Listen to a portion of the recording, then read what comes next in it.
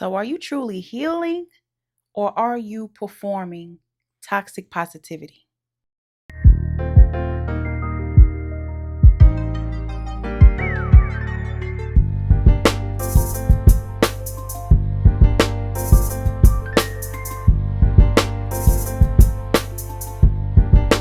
Welcome, welcome, welcome. Peace and love. Happy Monday. I hope that you are healthy, happy, and in good spirits. Today, I'm here to put a little bit of mojo into your Monday. I am Coach Latasha, self revival and master spirit coach. I empower survivors of domestic abuse and sex trauma by teaching you how to get out of survival mode and stepping into your free, sovereign, self led life with confidence and authority. So this Monday, I'm not going to be force feeding you positivity. We're just going to talk and just be today. We're going to talk about why that's important, why it's okay, and we're going to talk about the correlation between toxic positivity, burnout, and depression, how they are all related.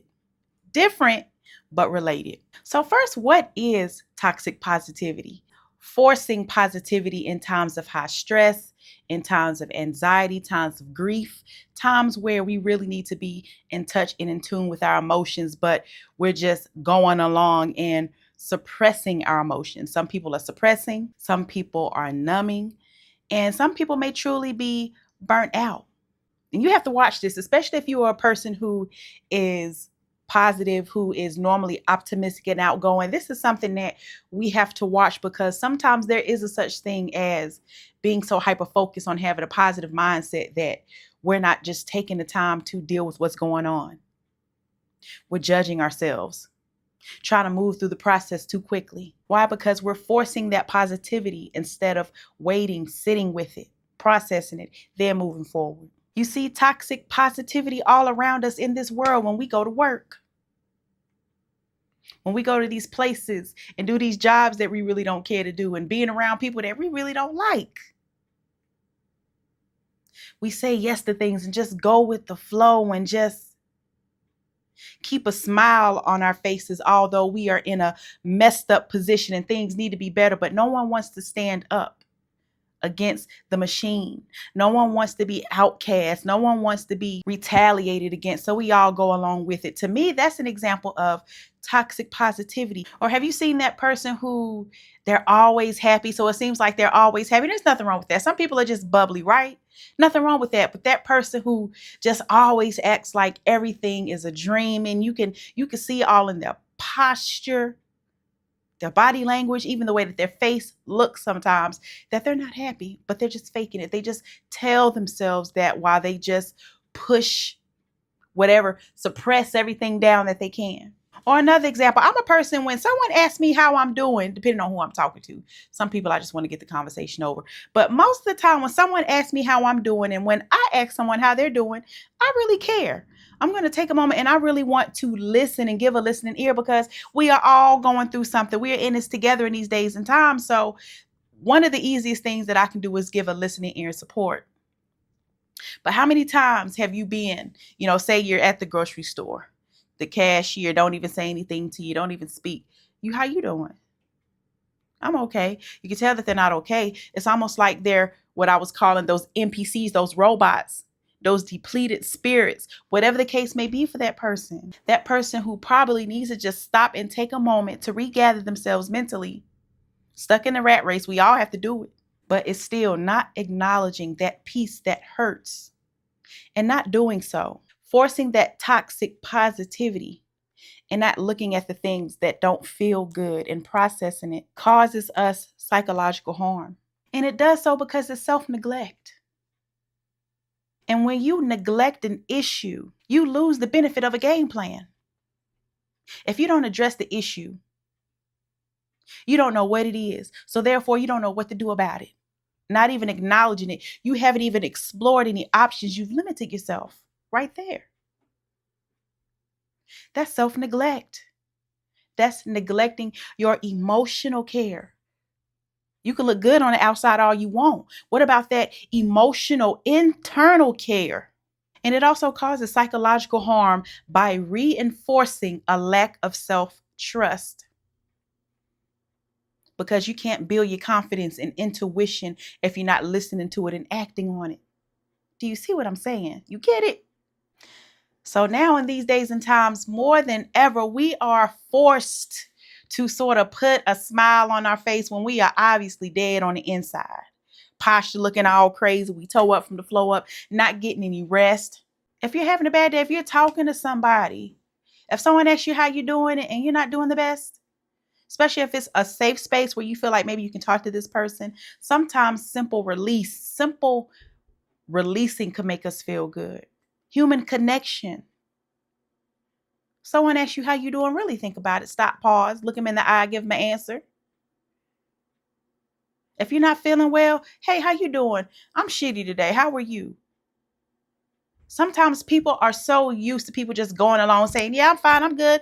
Yeah, that they don't even know how to handle a response like that. Some people don't even hear the response. They just hear the automatic response that they've been getting all day long.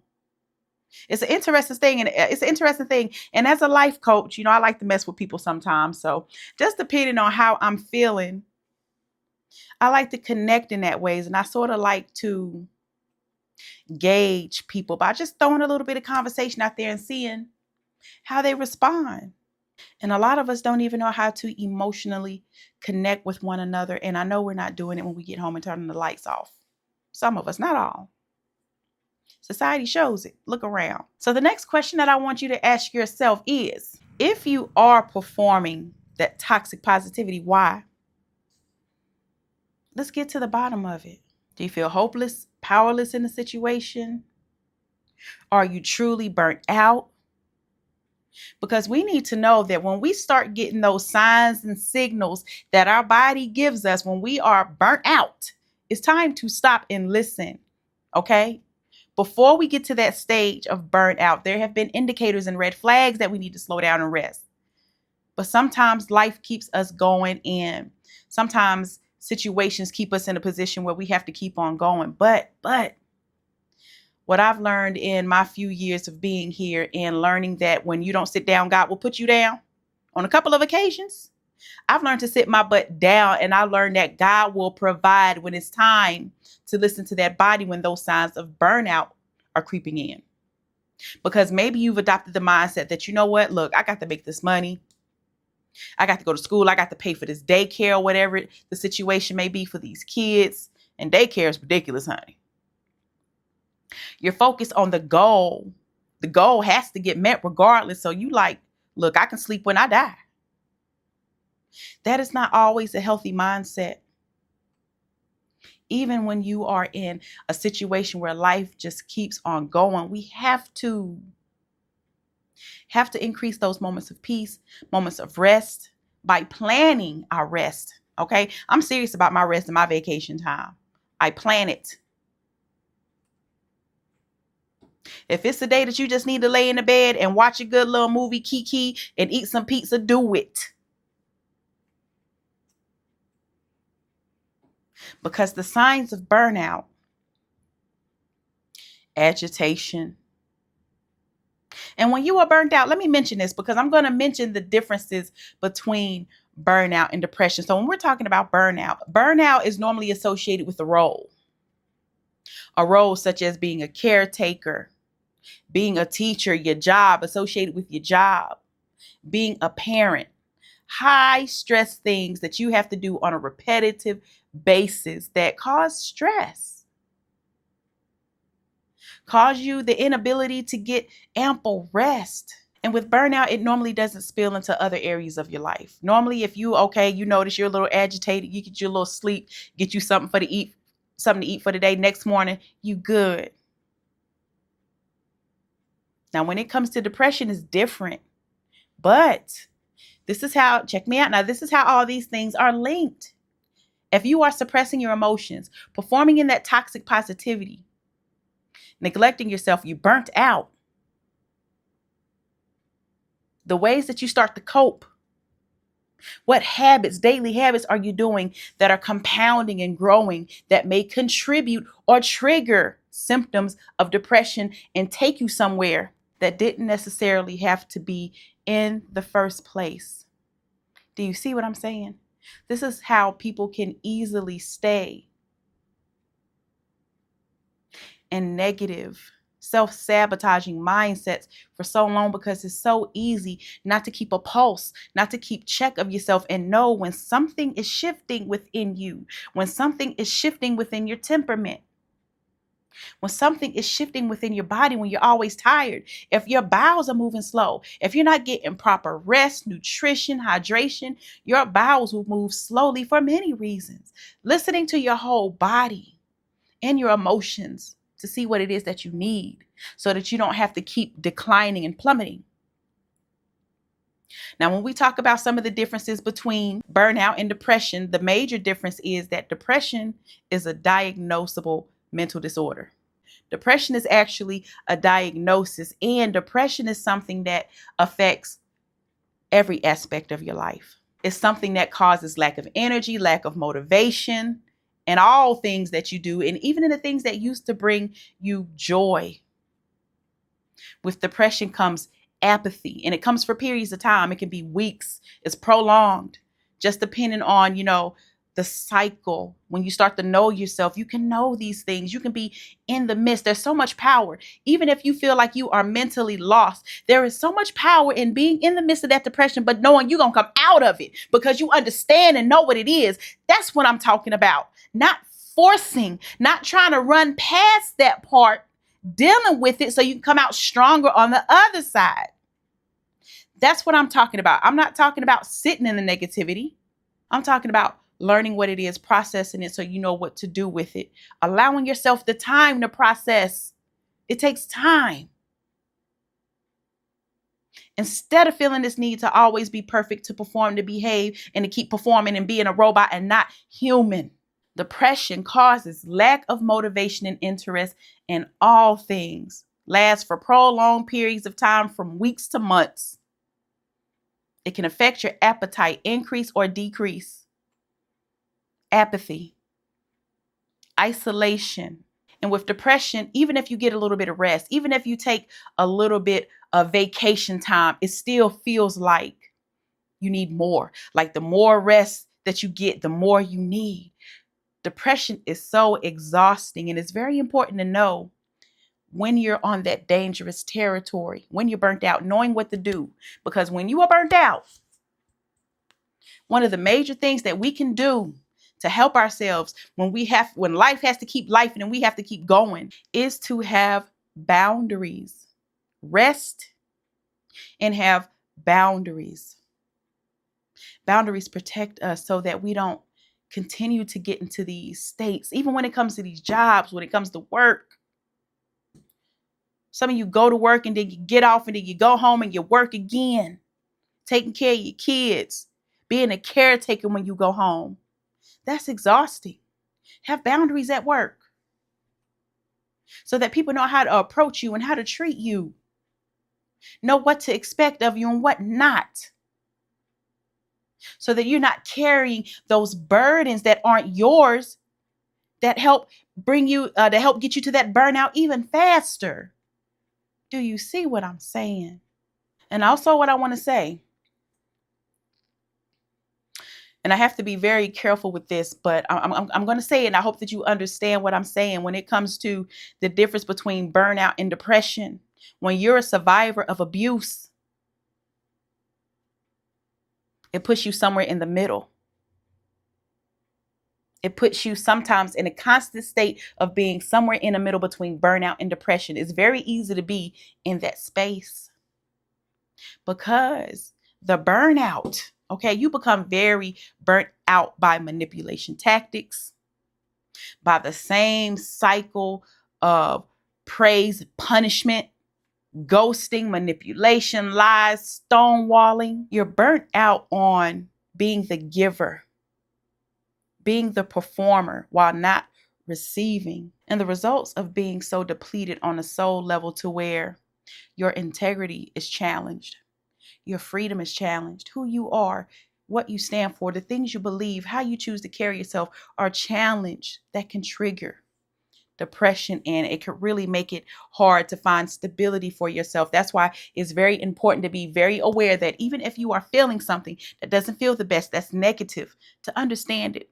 Take a step back and to look at it first. Don't judge it. Don't try to pass over it, glide over it. Deal with it. Allow yourself the time. If you need to turn on the radio and have a good cry, do it. Just know that you are going to pick yourself back up after you understand, after you process, after you give yourself the space and the time needed, because toxic positivity is one of the worst things that you can do for yourself. We are here to feel and experience as humans, and we cannot do so by acting like a robot, suppressing and always acting like we're happy and things are okay when we are not.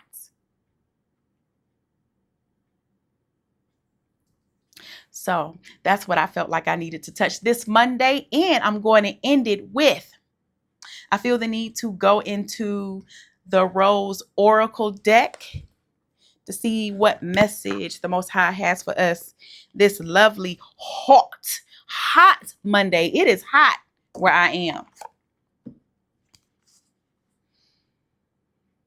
Ah, thank you, Most High. Thank you, thank you, thank you, thank you, thank you. What messages do you have for us? Thank you.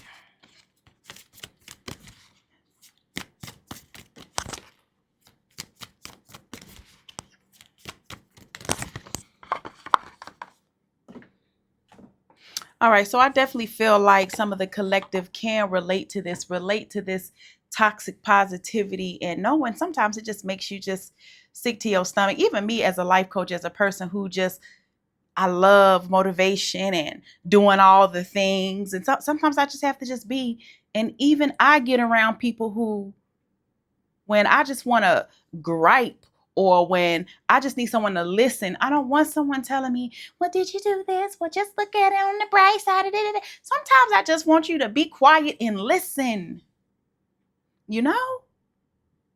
So if you want that of someone else, why wouldn't you think that your body wants that of you? Your body, your mind, your soul wants you to take that time to sit and connect and listen to it. And these cards are reflecting that. And it says the second bloom, a second chance is never too late, new possibilities, and the breathing rose, heart healing, emotions connecting, time eases.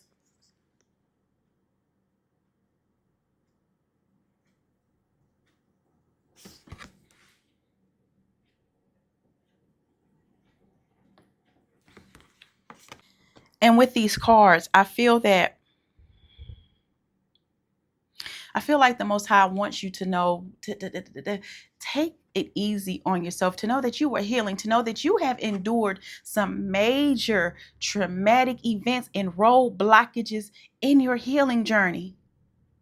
You are amazing. You have endured a lot. Really sit back and take inventory of all the things that you've been through and how you are still here fighting. It is okay that everything is not going right. It is okay that you may not know what to do right now.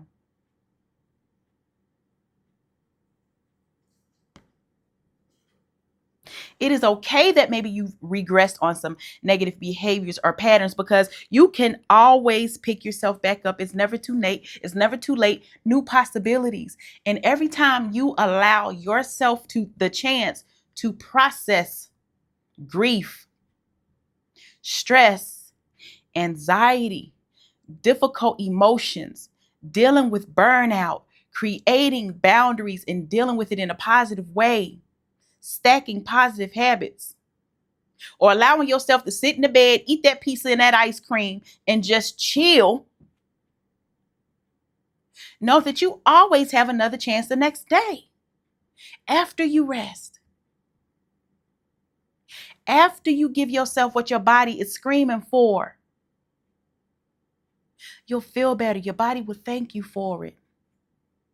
Allow yourself to feel every single emotion that you feel, good and bad. And we all love it when it's good. When it's good, I really just like to sit in it and revel in it and act like I'm just a little, princess. And I love the good times. Don't we all love the good times? But when it gets bad, And know that as long as you are on earth, things will turn, things will take a shift, and things will not go your way sometimes. Know that it's okay to acknowledge that, not sit in it, not let it change you, sour you, deplete you, make you feel hopeless, but allow yourself to feel it. Explore your feelings surrounding it. Why do I feel like this? Why am I so tired? Why am I burnt out? What needs to change? What can I do to make myself feel better? What can I do to add structure and routine in my life that's going to give me those moments of peace and joy before I go to this stressful job and that's going to burn me out? Do I need to take 10 to 15 extra minutes? Do I need to wake up 30 to 45 minutes earlier just so I can sit and have that cup of tea with myself, talk to myself, my thoughts, before getting up, waking up straight out your sleep to perform? It's never too late. Heart healing, emotions connecting, time eases. God wants you to know that everything that you have been through, time eases. I don't think I'm a person that believes that time heals all wounds, but I think things can get a little bit easier depending on what you're dealing with. I don't know what you're dealing with, but time does make things easier for us to cope and to be able to know how to move forward with things. So just know that things take time. Your healing process takes time. Know that it's not a rush. Know that God sees you. God is proud of you. And know that everything that you're going through is leading you to that next level, that next step of who you are, that next level of the best version of you. So I really hope that this has blessed someone today. If it has, like, share, comment, and consider subscribing. If you would like to work with me one-on-one, visit www.clarasrevival.com. I have some great deals going on. And if you're not quite sure what you need, if you're stuck, if you feel like you're repeating negative cycles, if you're having a hard time getting your mojo back after abuse, you can schedule your free 45-minute clarity session today. www.clarasrevival.com. You can reach out to me by email. I'd love to hear from you. My coach at clarasrevival.com. I hope that you have a great week, family. I love you and take care.